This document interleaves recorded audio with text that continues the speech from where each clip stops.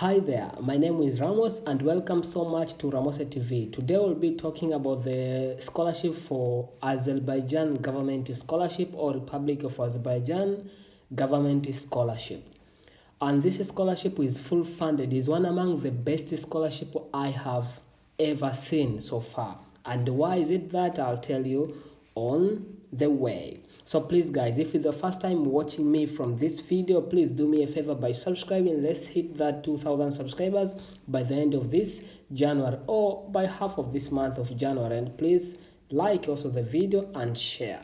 So this scholarship is provided by the government of Azerbaijan to do a lot of courses or a lot of departments: medicine, pharmacy, engineering, nursing, law, economics, etc., etc. So here in front of me you can see this is the official website. The link for the application is on the description, and this video will go on the brief details about the coverage for the scholarship and everything. Then we'll go on the application. After the application we'll go a little bit about the advice and other stuff, so stick until the end. Without wasting time, from the official website, when you scroll down you can see about the information when it was started, just 2017 or 18. So the latest now, about having almost the experience for 3 years. And you can see the coverage for this scholarship. They cover tuition fee, they cover the international flight ticket. And this is amazing. Why? Not just a round ticket during the beginning of your academic studies and when you graduate from the school. They give you the international flight, meaning after every academic year. So you can be going back to your country after every year. If you'll be studying 4 years, that means you can have five tickets, because they're coming, and at the end of every academic year they give you a flight ticket. It is totally different from others where they give you the ticket during the beginning of your study and when you graduate. So international flight ticket, monthly stipend for meals, accommodation, and the utility costs. So this amount about 800 azene or Azerbaijan currency, which is almost roughly to 470 US dollars. Medical insurance also they cover for you. One among the amazing, they cover for you visa and registration fee cost. I've never seen such a scholarship where they pay for you visa. I heard someone was saying about Saudi Arabia. So also this is one among the scholarship that covers you the visa and registration costs. So submission for the application will be submitted. Still, the deadline is 28 February. So note, the application the applicant must officially nominated. You are not allowed to submit the document by yourself. So let's see about the details for the application. So we'll go on the application form, the call for application, list of eligible countries, and participating universities, and the guideline for international students. So by starting with the application form, so on the application form is just like this. You need to fill this application form. We got your first name and surname. So if you have 3 names, you need to put at first name you put your first name or the middle name, surname you put your last name, and photo, passport size, choose the gender, the marital status, if you are married, widowed, divorced, or single, date of birth. You need to put the citizenship, passport number, and the expiration date of the passport. So the passport here is mandatory, guys. You are not allowed to apply only using the national ID. No. Contact detail, the home address to where you are staying, you can put over here. Check on the system how your country, you put it over there. But for us, Tanzania, we use PO box or SLP. For other people, they use this street. Put the address as how in your country are using that address system. We got the part for home telephone number, put that information, mobile phone number, put over there, fax, emails, contact person in case of emergency, put over there the relationship, if it's your brother, uncle, sister, any, etc., telephone number, email, the academic background. You should start listing here from the most recent. So if you're applying for undergraduate, that means you should start with the high school at the top, then following with the secondary school or middle school. But if you're applying for master, that means you are starting academic institution. You should start with the information about the university where you did your bachelor's. Then you come the high school, but the middle school won't be much needed over here. For PhD, you should start with the university where you did your masters, and you can put also the bachelors following, then the high school, whenever, how you want to put it. But you have the part for year, institution, qualification, and you have the subject and the language of study. If you did in English, French, subject you did, make sure you write in complete. Don't write here in shortcut, maybe PCB. No, just write physics, chemistry, biology. If maybe you did maybe bachelor, BS something, write bachelor of something or masters of something, write in length. Qualification here you can put like the grades, then how the marks you had, and the institution, put the longest name in the long name. So if we are the or qualification, maybe you want to write maybe advanced certificate of secondary, put there the advanced certificate, or high school, or put there bachelors and other stuff. Don't just end up writing BS or ACC. No, there's no short forms. We got also the professional experience if you have, but this is most for people who are applying for masters and PhD. Probably they had the job experience in somewhere. For you who are applying undergraduate, if you have also the experience, just put it there if you have, because some people we differ on the growing up, so others they have experience though they are still at low levels. Put over there knowledge of languages, the language which you know, but the IELTS is not mandatory. If you have, you can put it here. So for example, I'm applying for this scholarship and I know English, so I'll put the language, I'll put English.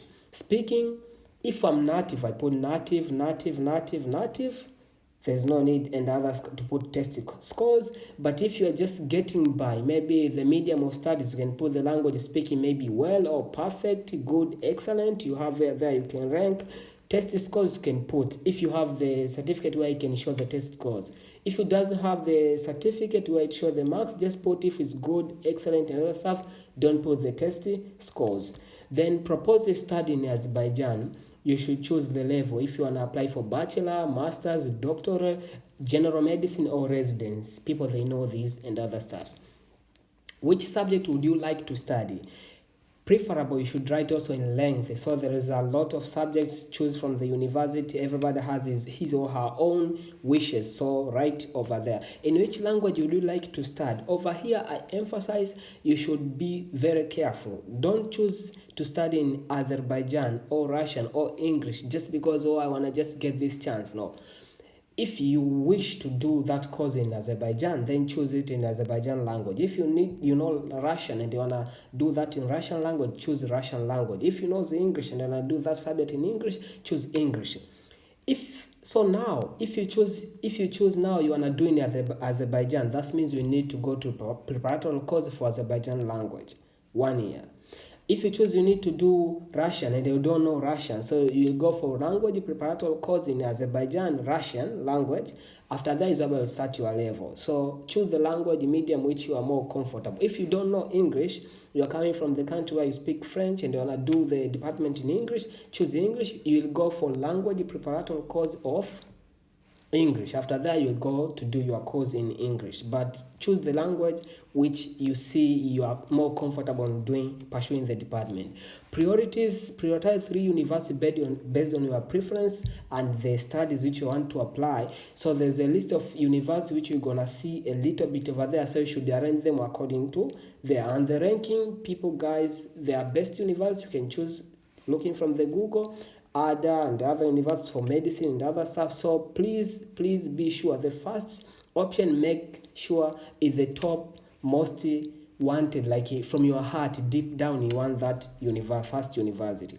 Then statement of purpose, this is one among the most important part that you need to stick. Spend a lot of time preparing this part. So you need to stick on some things to get this done. And how you are supposed to stick on some things like on their culture, on the language interest, and also can be the weather or the history background of Azerbaijan and other stuffs. So you should stick on those points about the culture and other stuff, so that to make them get an interest about inviting you to come and explore more. And also this category has some parts. Let me read here. Like on the statement of purpose, you are just like answering like why are you choosing Azerbaijan. So you can, based on the culture, language, exposure, maybe the history, why that course which you are applying, why are you applying for bachelor's in something, or master's in something, or PhD and others, or doctorate or residency. And that's the second paragraph. And the third paragraph, you should write about your future goals. After you graduate, what are your future goals? But most here on your future goals, stick that those future goals will be back into your home country. Don't start writing there, oh, I wanna, after I graduate, I wanna open a hospital in Azerbaijan. Did they tell you that they don't have a hospital and they want you to come and school there? They fund you, then later on you open a hospital?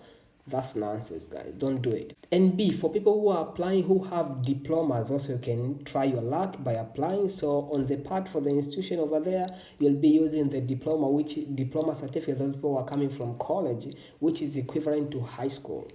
Referees, you need to put the name and surname, institution, position, and contact details. So they try to contact them, email. Make sure when you put these contacts over here, make sure you inform those referees that I've applied for certain scholarship. They might contact you so that they be aware when that option comes for them to recommend you. Checklist, you can complete the checklist, and after you complete the checklist, that means to include this complete application form field, then diploma and transcript from high schools or university studies or from college for those people who are coming from diploma wants to apply for bachelor, curriculum vitae, CV or resume. But this is most for high school, isn't that much more. You will see a little bit later. For high school, you just have very short, because it just, but for bachelors it's just very short because we are talking just about the high school and other stuff. But for people who are applying for masters, at least you got the CV, which maybe you did, and you got the exposure and the experience, work experience and other stuff which you have done in between after you graduate. For PhD, the CV will be way more large, but with more info. That's what I mean. Copy of international passport you should upload here. There's no need for national ID, and with national ID you cannot apply, you need the international passport. Document on general health status. This document, I advise you should get it from the international known organizations they have in every single country.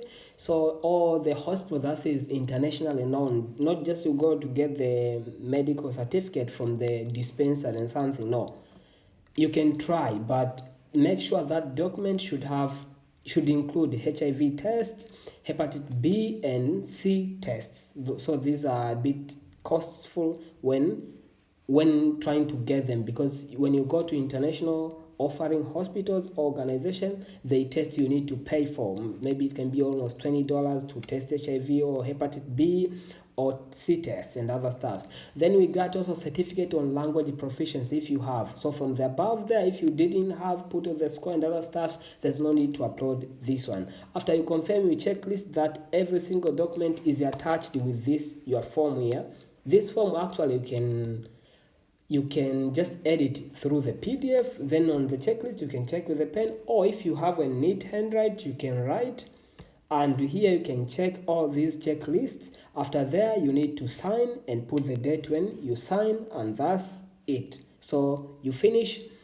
If you printed this and you had just to fill using your handwrite, or if you had to edit through the editing software, then you finish, you printed it out and you had to check this list and you sign. After there, you have to attach with this required other document. Now you have a complete application file.